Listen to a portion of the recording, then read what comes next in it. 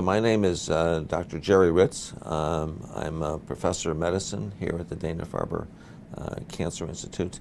I'm also a member of the scientific advisory board of the V Foundation, something that I've done for the past 7 or 8 years. I've been a member of the V Foundation scientific advisory board, and it's given me an opportunity to really contribute at a very important level, because the V Foundation is providing a tremendous amount of support, specifically in the area of translational research. That's really where I think the V Foundation is making its largest impact.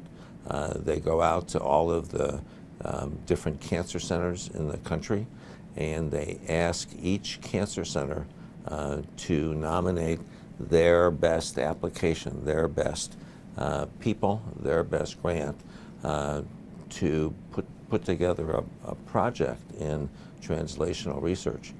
And the board has the daunting task of reviewing all of these applications, each of which is actually the best that each individual cancer center can provide, and really picking the best from the best. And it's a hard job. We spend a lot of time reviewing these grants and picking them apart, and really trying to identify those grants, those translational grants that we think will have the biggest impact on cancer. And it's a tremendous group of people.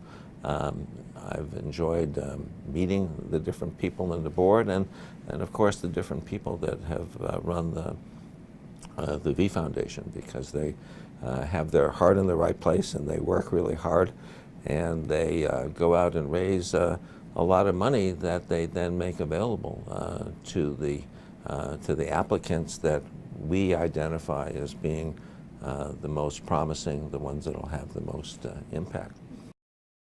My area of expertise that I lend to the Scientific Advisory Board is in the area of hematologic malignancies, blood cancers, immune therapies, cancer immune therapies, and stem cell transplant. And my role on the board as we review these applications is really to focus on that area, those areas of research, and to identify the most promising applicants. And in the last several years, there's been tremendous advances in particularly cancer immune therapy. So it's now clear that that the immune system plays an important role in a patient with cancer, their own ability to generate a response against their own cancer cells, and to use that response effectively to help get rid of their own tumor cells. It's very active in leukemia and lymphoma, and in patients who've had a bone marrow transplant. And there are a number of projects here at the Dana-Farber and at other cancer centers that have been funded by the V Foundation that have really promoted that, and that have shown that this is really an effective therapy.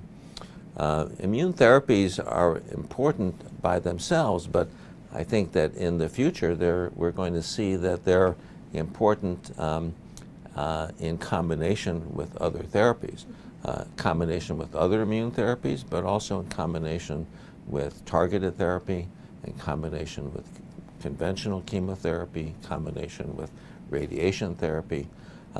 There's no reason that patients have to benefit from only one type of treatment at a time. I think the most effective treatments are going to be those that really most effectively combine different modalities: radiation, chemotherapy, targeted therapy, immune therapy. And that's where the field is going, and it's a very translational field. And that's where I think the V Foundation is picking out those applications that are beginning to look at combinations. The V Foundation is unique in that 100% of the funds that they raise from all of their donors really goes into supporting the research grants that are the top-ranked grants identified by the Scientific Advisory Board. So they have a very strict peer review process, and that is what's used to select the grants, and 100% of the funds that they raise from their donors, from events, everything goes into funding those top-ranked grants.